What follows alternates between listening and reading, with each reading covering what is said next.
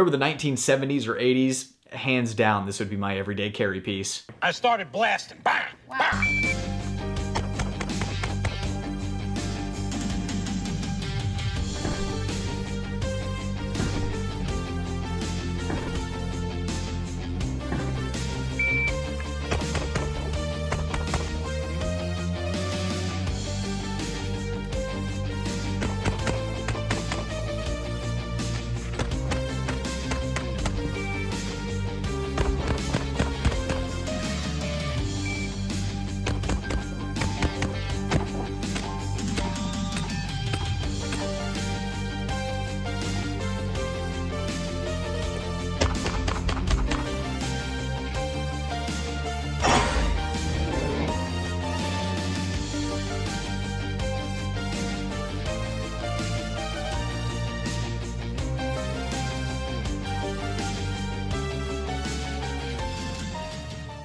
Hey everyone, I'm Brett, and welcome to Nightwood Guns. I'm so excited about today's video because it's on a topic I'm particularly passionate about. If you've spent some time on my channel, then you've probably seen me walking around with these crazy Wonder Blasters with compensators, red dots, magwells. Well, it turns out I've been hiding a bit of a secret, and that is, I'm a huge fan of revolvers. In fact, the first gun I ever shot when I was 5 years old was a Smith and Wesson Model 60-38 Special. So shooting a revolver was what kicked off my entire love for firearms and everything Second Amendment related. And yes, that includes all firearms. The Second Amendment is absolute defund the ATF and repeal the NFA. So joke's on you, fuds. I can only imagine how they're going to react when they find out that video games are the only things keeping revolvers alive. From hand cannons to magnums, they're always a top pick. Honestly, it's keeping revolvers popular among the younger generations. So in today's video, I'm going to nerd out over this specific revolver. This is my favorite concealed carry revolver of all time.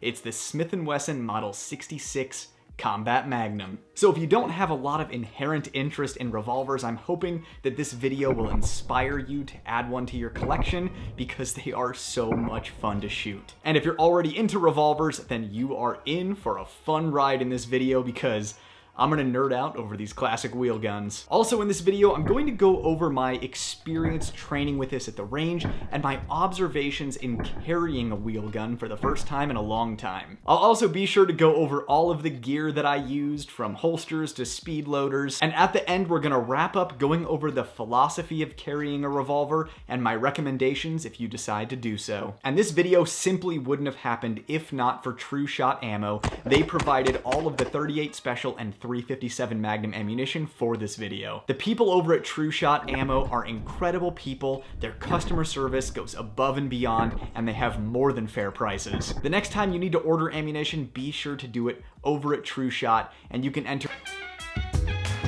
at checkout to let them know that I sent you. And really quick before we get started, if you want to see my channel grow to greater heights so I can do bigger and better things, the best things you can do to support the channel for free are making sure you're subscribed to the channel and letting the video play all the way through to the end. That is the #1 thing you can do to help the channel grow. Other than that, if you'd like to more directly support the channel, you can check out the links in the description below. That's where you can find my epic action-packed short novels on Amazon. You can also find my Patreon there. I'm so grateful for my patrons. You guys truly make a difference. And of course, you can get on the wait list for any online live shooting courses I offer in the future. Thank you for bearing with me through the life support of the channel.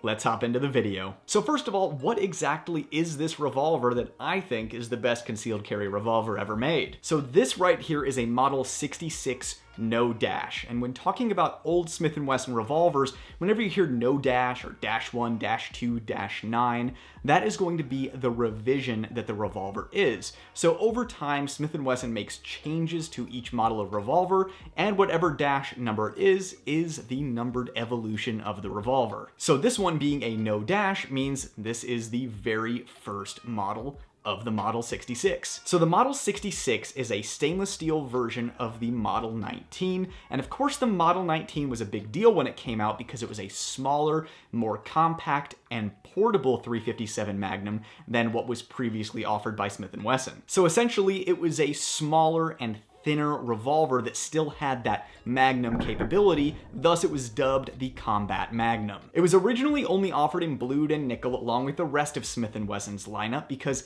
stainless steel was just too difficult to machine. But in 1965, Smith and Wesson introduced the first factory stainless steel firearm, the Model 60, which was the stainless steel version of the Chief Special in .38. In stainless steel, it required far less maintenance since it was much more corrosion resistant and it was so much more durable. And of course, that was such a smash hit, it was only natural for Smith & Wesson to begin offering every model of revolver that they made in a stainless steel variant, the Model 66 being the stainless steel variant of the Model 19. Now this specific gun is what is referred to as a P&R gun, which is a pinned and recessed gun. The earlier Smith & Wessons featured a pinned barrel, so basically when this barrel is put on, they pinned it in place. This is a feature that was deleted shortly after this model was made, so that's where the pinned and recessed comes from. The recessed means that the chambers in the cylinder are machined out and recessed. So you can see that the snap caps I have in here sit perfectly flush in the cylinder. You can't see the rims sticking out. So with the snap caps out, you can see how the chambers are recessed, how they machined into the cylinder so that the rounds would sit flush. And here's an example of a modern Smith & Wesson production. This one was made in 2012, which is now over 10 years ago. My God, we're getting so old. But you can see that it is not machined in there, so the rims are not going to sit flush in the cylinder. Are the pinned and recessed features a big deal?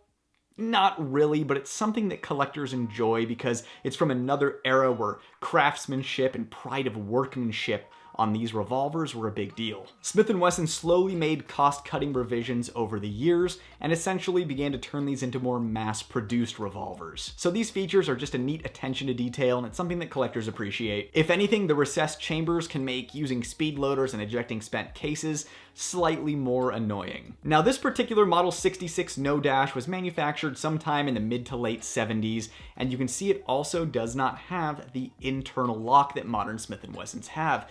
This irritated so many people when they added the internal lock to their revolvers because it was simply them caving to political pressure, and the fact that they still keep it there says a lot about Smith & Wesson. So guns without that internal lock are referred to as pre-lock Smith & Wessons. And a quick way to tell whether or not the Smith & Wesson you're looking at is old or new production is by the firing pin. You can see the hammer nose on the hammer here versus there's nothing on this revolver. The firing pin is actually in the frame. Now the reason I have a particular fondness for the Model 66 Combat Magnum and its snub nose variant is because my favorite film of all time is True Romance, and the Model 66 snub nose is famously the revolver that Clarence Hurley used to castrate Drexel on White Boy Day. You must have thought it was White Boy Day. It ain't White Boy Day, is it? What the fuck you to him?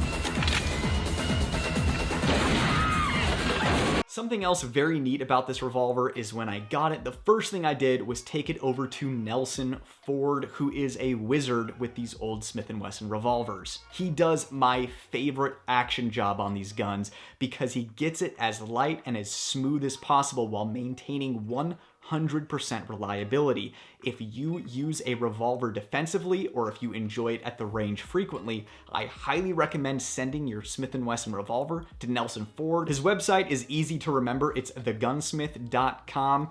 He did not pay me at all to name drop him. That's just how much I love his work. I would definitely send any Smith & Wesson revolvers you have to him before he retires. Now I do have the original wood grips, but these are my favorite grips for a concealed carry revolver. These grips themselves might actually be more rare than the revolver itself, believe it or not. Now Craig Spiegel is the guy who made the original boot grip, and it is extremely well liked and respected in the revolver community. Now he had a little bit of a deal with Uncle Mike's to make rubber grip variants of his designs, and they only did it for a few years. So not only do these rubber grips have the legendary design from Craig Spiegel, but the type of rubber on this is unlike the Hogue grips that are out there that will stick to your shirt.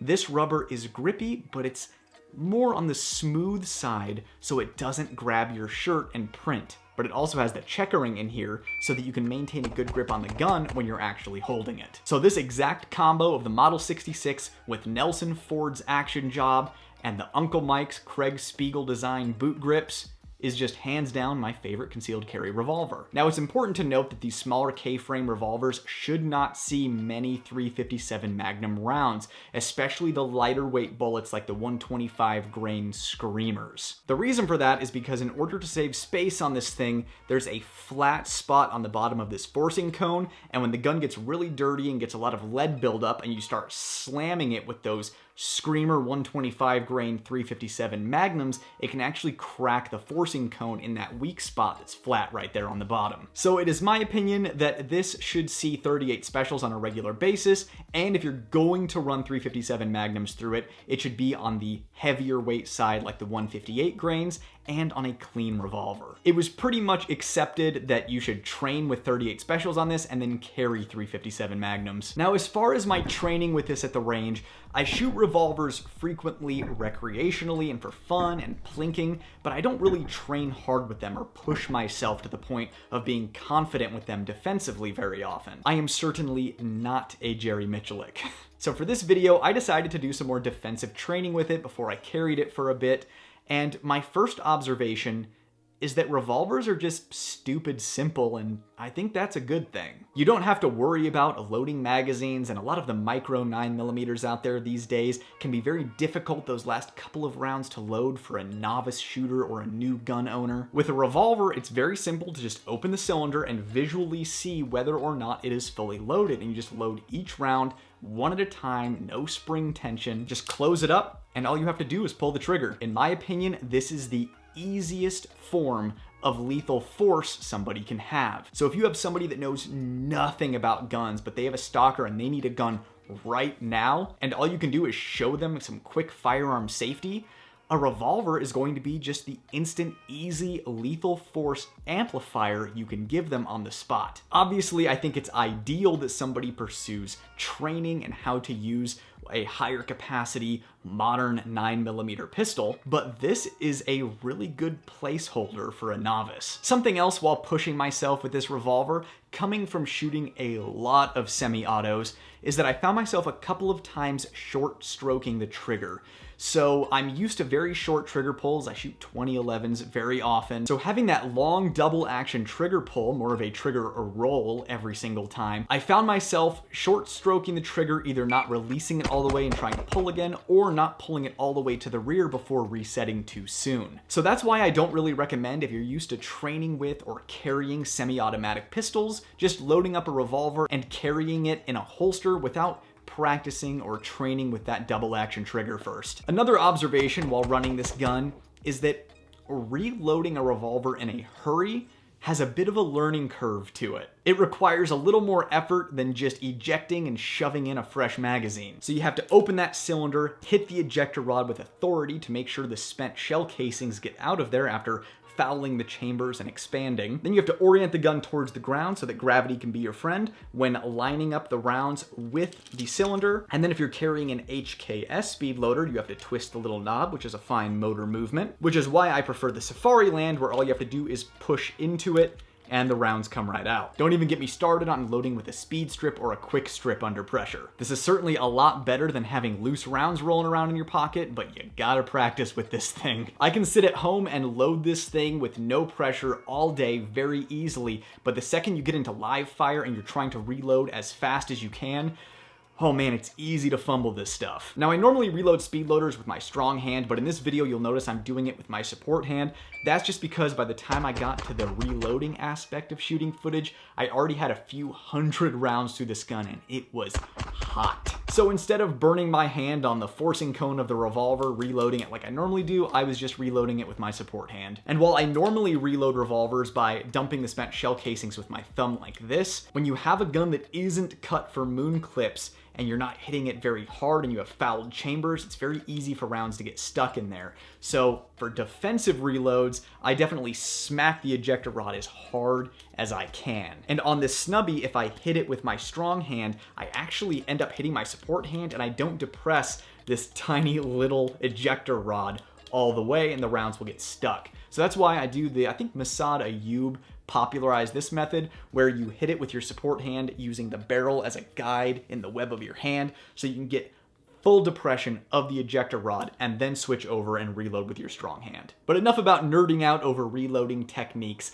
The final observation of training with this gun is it was so fun. What an amazing way to mix up training and to have fun at the range again when it's mostly just serious business when I go out there. Having the learning curve of getting used to this revolver under the pressure of time and feeling the mechanics of the revolver working like a fine clock, finally igniting in a kaboom of Magnum powder. There's just nothing quite like shooting one of these classic revolvers. It transcends just another day at the range. It becomes an experience. So once I was squared away at the range and confident in my abilities with the revolver, I slapped it in my JM Custom Kydex appendix carry holster. And of course, you know I have those discreet carry concept clips on there, and I put it in my waistband. Now, carrying this revolver, I felt prepared for the vast majority of defensive situations.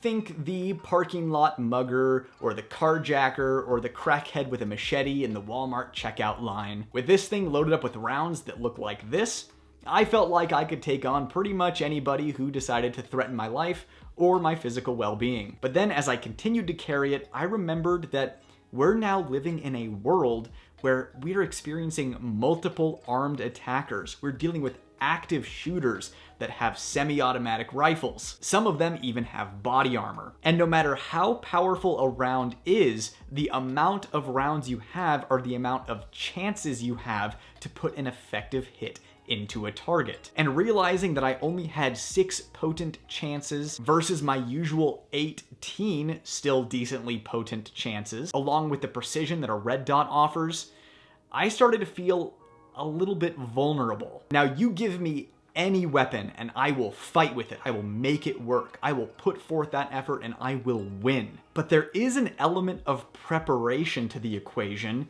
and I just feel more prepared for a lot more situations with something like this in my waistband. As far as gear goes with concealed carry, along with the JM Custom Kydex holster with the discreet carry concept clips, I also was running the Safariland. I think this is called the Split 6 speed loader holster.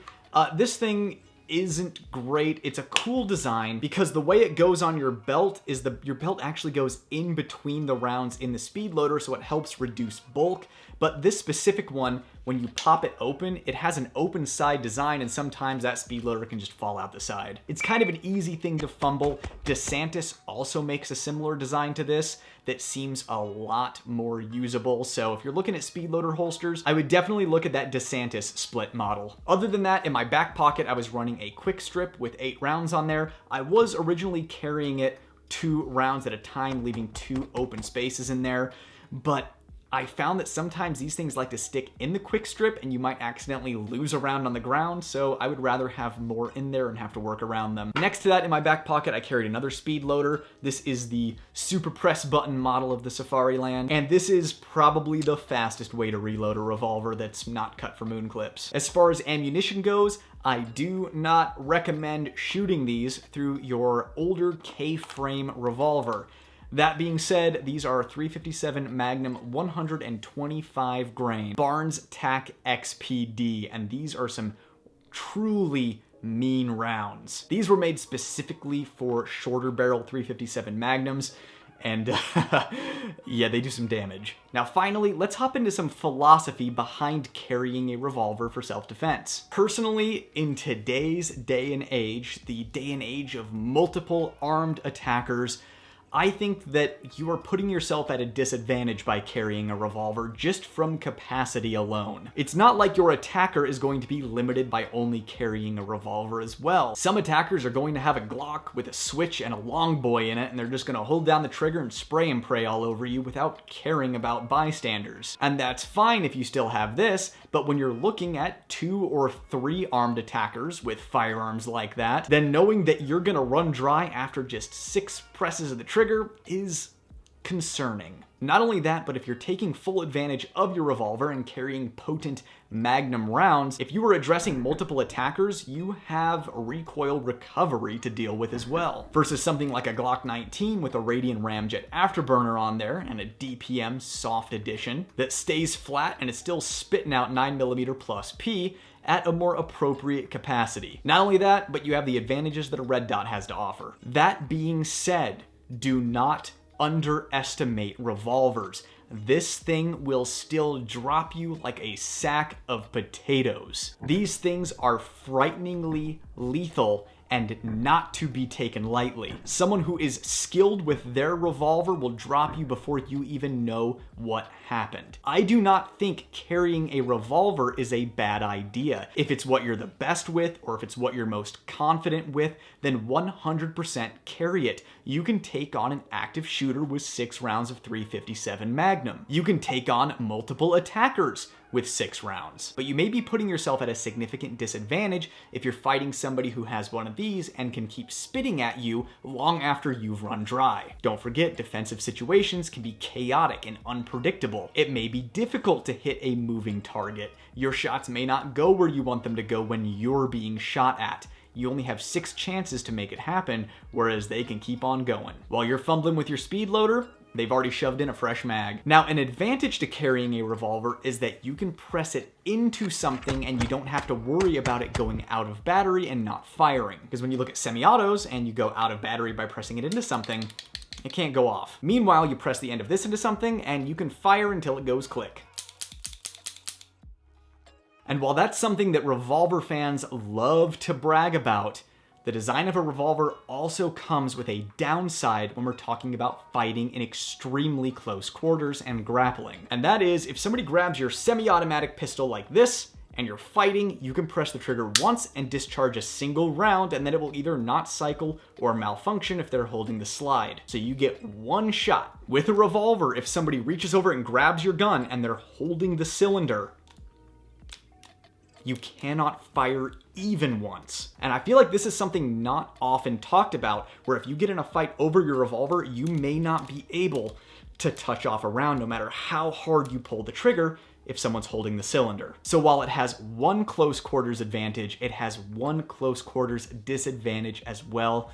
It's a trade-off. Now I'm not gonna call it an advantage, but we'll call it a feature of a revolver, is if you're carrying a version with an exposed hammer, you have the option of a single action shot. If you have an active shooter at significant yardage, being able to cock the hammer and have just a very light, very short travel with your trigger press, it can make achieving that precise shot much easier. Now, I'm not saying that that precise shot would be difficult to achieve with a modern semi-automatic pistol, but it's a feature that a double-action revolver with an exposed hammer has. Now, finally, what I consider to be the biggest advantage to carrying a revolver is going to be the potency of your cartridge. Bullet performance like velocity, kinetic energy, penetration, and expansion can hit new heights with the revolver because the cartridges are longer. To give you an example, the ammunition that I normally carry in my 9mm everyday carry pistol is 124 grain plus P Federal HSTs. This achieves a muzzle velocity of on average 1,168 feet per second. It's getting about 18 inches of penetration in a gelatin block, and the hollow point is expanding to 0.66 inches. With the Barnes 125 grain Screamer 357 Magnums, we're getting 1,251 feet per second out of the muzzle velocity. We're getting 14.2 inches of penetration in a gelatin block. That just goes to show how much more energy is dumping into a target, and the hollow point is expanding to 0.75 inches. These rounds are very potent and very gnarly. But of course the downside is you only have 6 chances out of a gun like this. A higher capacity version, you'd be able to get 8 chances out of it. But that still doesn't really compare to the 18 chances you get out of something like this. And those 124 plus P HSTs are nothing to sneeze at. They perform very respectably. Now, if you decide to carry a revolver, I do have a few recommendations after my experience training with the revolver and carrying it. Number 1, carry the highest capacity revolver you can and carry it with full power magnums. Smith and Wesson makes chonky N-frame 357 magnums that hold 8 shots. You can bump down to the L-frame at 7 shots, which I think is kind of the sweet spot. And if those guns are still too heavy or too thick for you to carry or too difficult to conceal, you can always bump down to the K-frame with the 6 shots. I'd rather you carry a gun, any gun at all, than something with a higher capacity. Recommendation number 2 is get a revolver that is cut for moon clips. moon clips are so much easier to reload with. When you are reloading with a gun that doesn't have moon clips, you can hit this and maybe one round will get stuck, especially if you're under the pressure of, oh, I don't know, your life is in danger. You might not hit this thing with enough force and you might have to pull one of those shell casings out before reloading it. And then you have to line up all of these jiggly rounds in the speed loader with the exact holes in the cylinder, or you're gonna have to fumble around with your speed strip, peeling them off without sending rounds flying. But when you have a moon clip where all of the rounds are together with it, you just tilt the gun and drop the moon clip into the cylinder after lining it up and it falls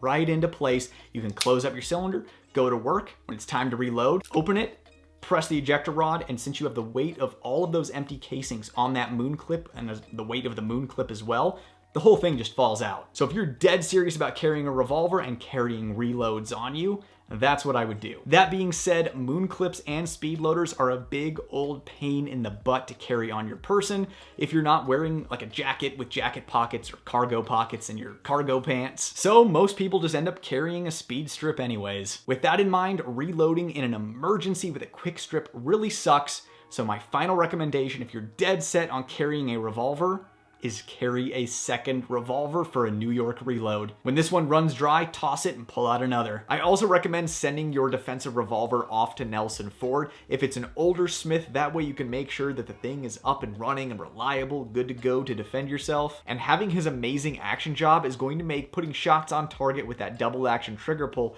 significantly easier. In my opinion, it was an invaluable upgrade to my Model 66. And like I said before, you can find his info at thegunsmith.com.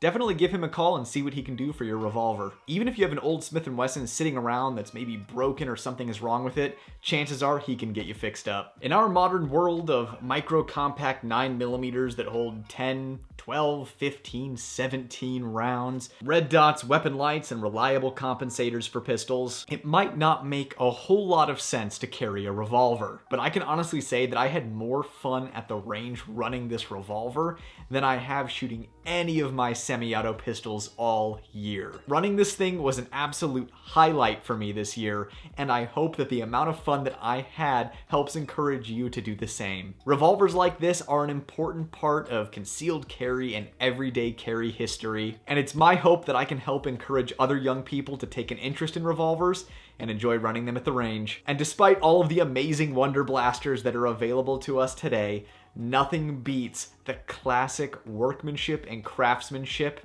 of a classic revolver. These things still make formidable self-defense tools, and you could certainly do a lot worse than this. Well, I hope you enjoyed today's video taking a look at one of my favorite concealed carry handguns, the Smith & Wesson Model 66 No Dash and 357 Magnum. Don't forget to make your next ammo purchase over at True Shot Ammo and enter at checkout to let them know that I sent you. The links in the description below are the place to be if you'd like to directly support the channel. And of course, leaving a comment down below is engagement and helps the channel grow. I'd love to hear what you think. It was great seeing you guys again, and I'll see you in the next video. I'm Brett, and this was Nightwood Guns.